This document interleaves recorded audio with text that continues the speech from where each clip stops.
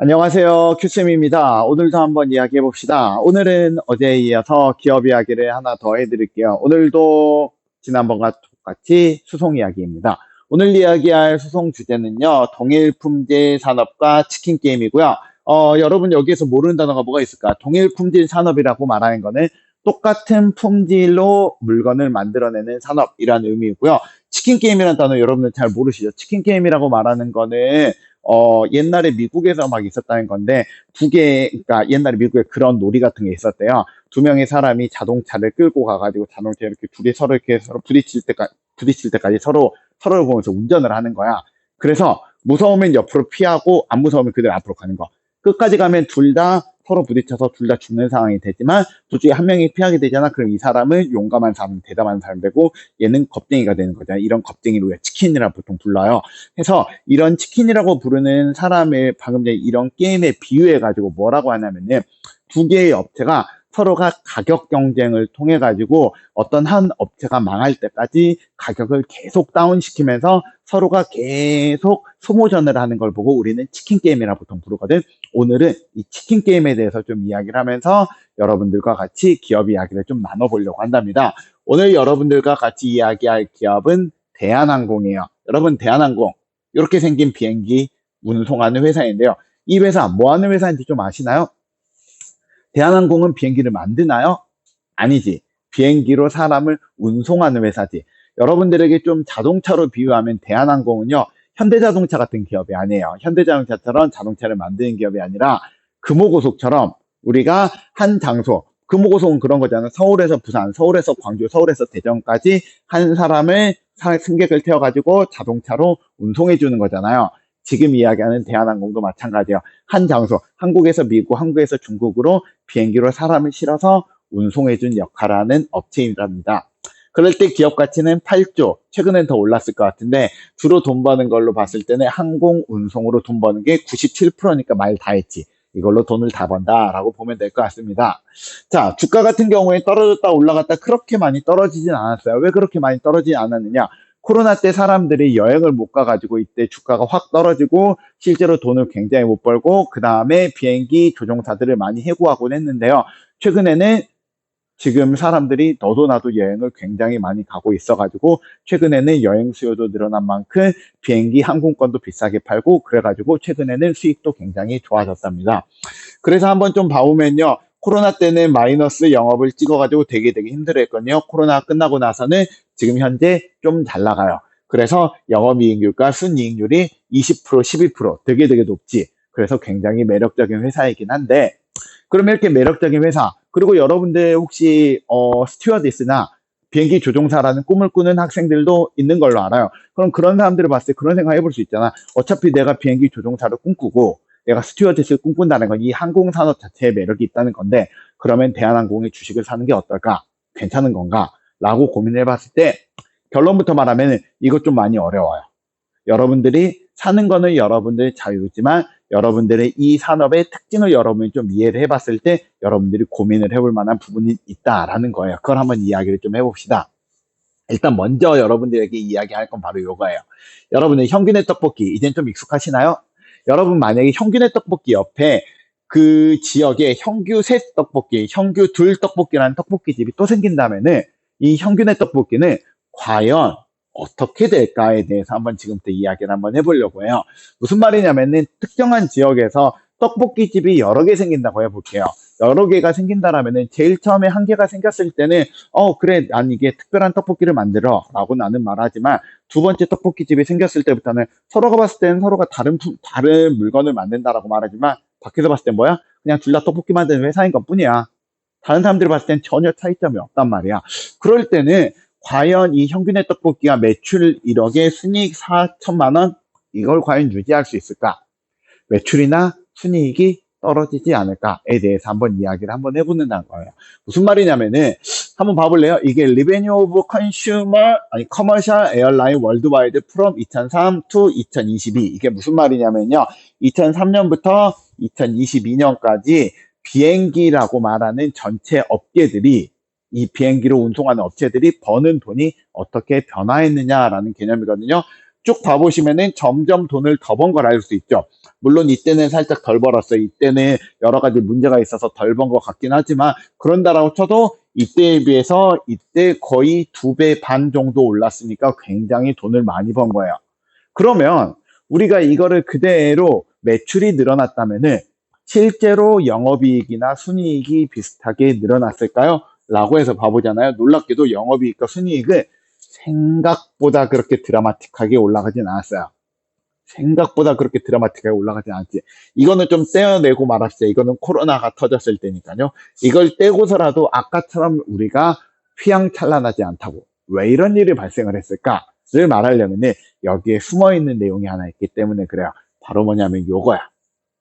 LCC. 여러분, LCC라는 말 혹시 아시나요? LCC라는 말은 우리가 보통 뭐라고 해석하냐면 로우 코스트 캐리어의 줄임말이거든요. 뭐냐면 저가항공사라고 부르는 거예요. 우리나라로 따지면 제주항공이나 티웨이나 뭐 부산에어 이런 것들에 보통 해당하는 건데요. 이런 항공사들은 대한항공이랑 조금 다른 형태로 돈을 벌어요. 어떻게 다른 형태로 돈을 버냐?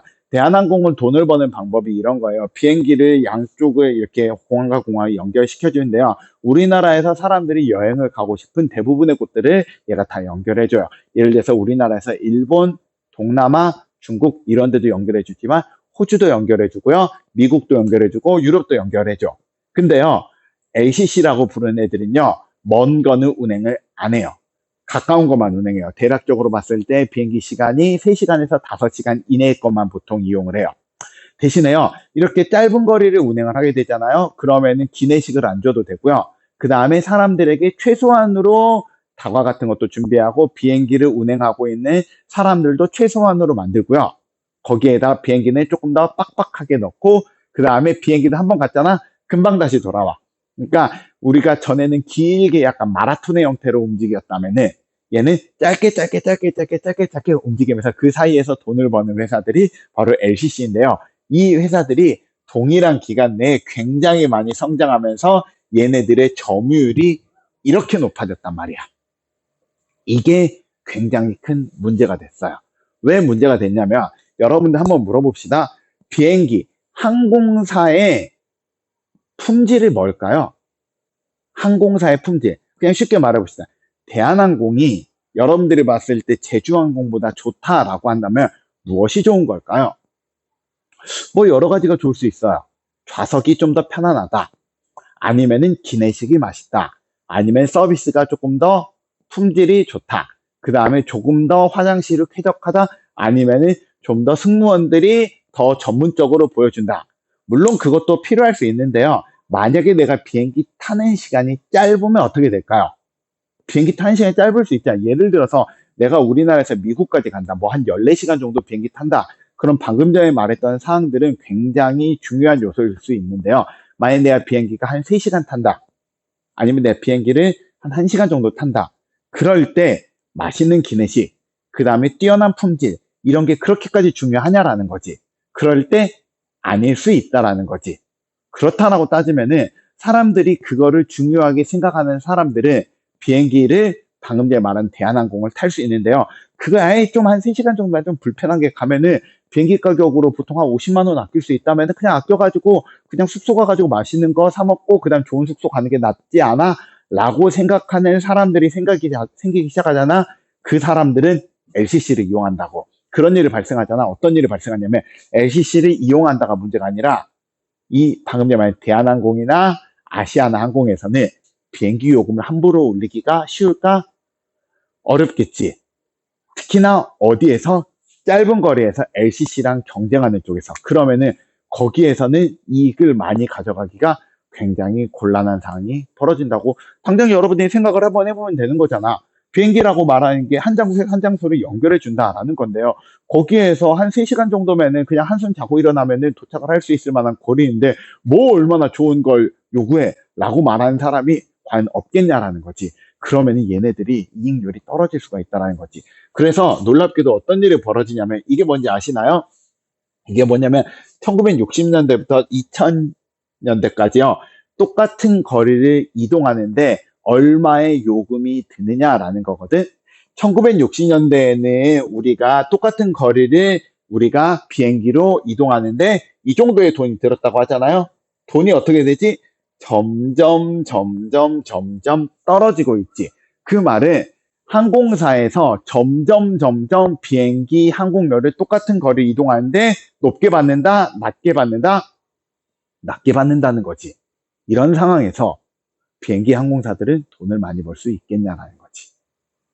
그러니까 이게 첫 번째 문제인 거야. 저가 항공사가 생기면서 비행기 항공사 같은 경우에서는 높은 요금을 받는 게 어렵다. 왜냐하면은 저가 항공사가 치킨 게임을 걸고 있고 그 치킨 게임에서 약간의 쫄리는 점이 있다라는 거지. 두 번째로 이거 한번 봐볼래요? 두 번째로 뭐냐면은 이 항공사들이 실제로 돈을 어디다 쓰느냐라는 거야. 이거 지난번에 여러분들한테 전기 자동차랑 일반 자동차, 그러니까 내연기관 자동차에서도 우리가 비용 구성을 우리가 쪼개서 봤잖아요.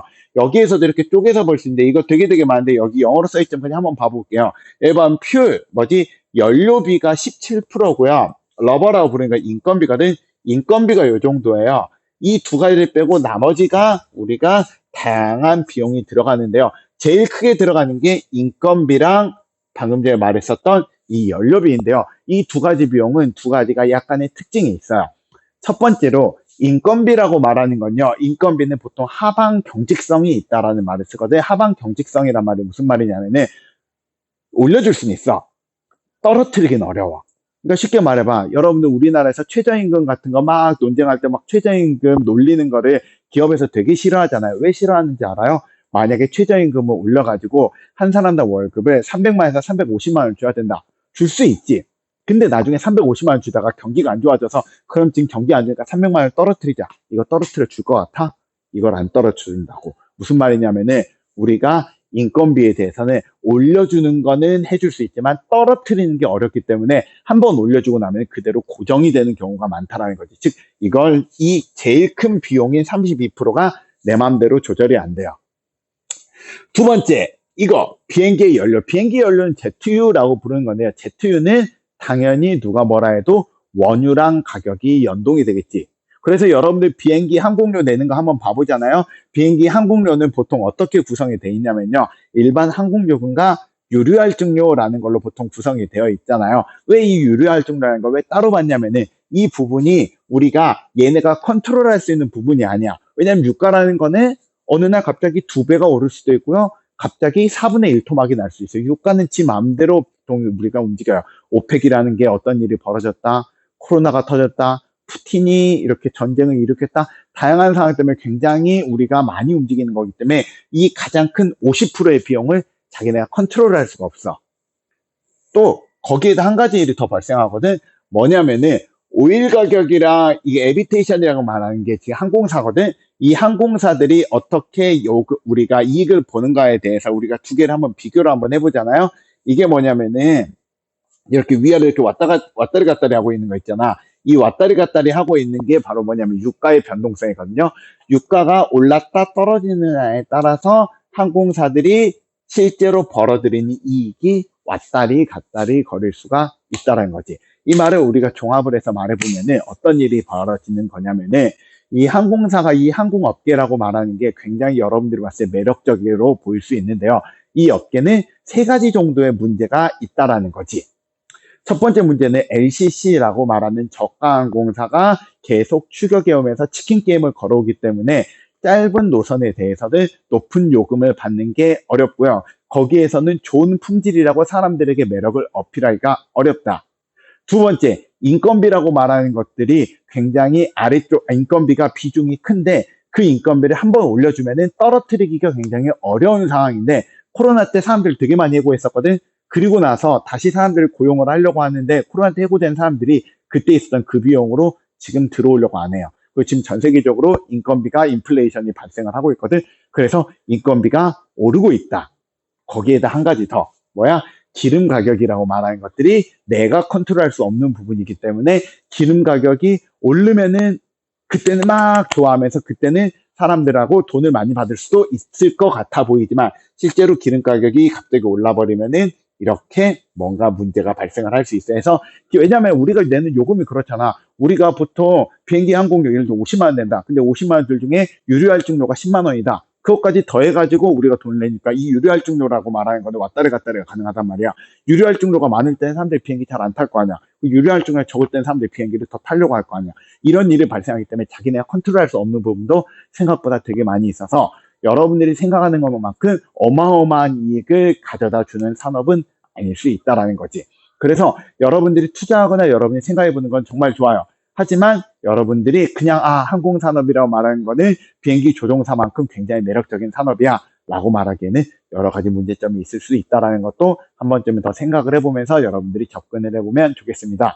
오늘 이야기는 여기까지 할 거고요. 다음 시간에는 방금 전에는 지금 여러분한테 이야기했던 거는 항공업계, 그러니까 비행기가 한쪽에서 한쪽을 운송하는 항공운송에 대해서 이야기하는 게 아니라 비행기를 제조하는 업체 입장에서도 다시 한번 봐보도록 해보겠습니다. 오늘 이야기 여기까지 할게요.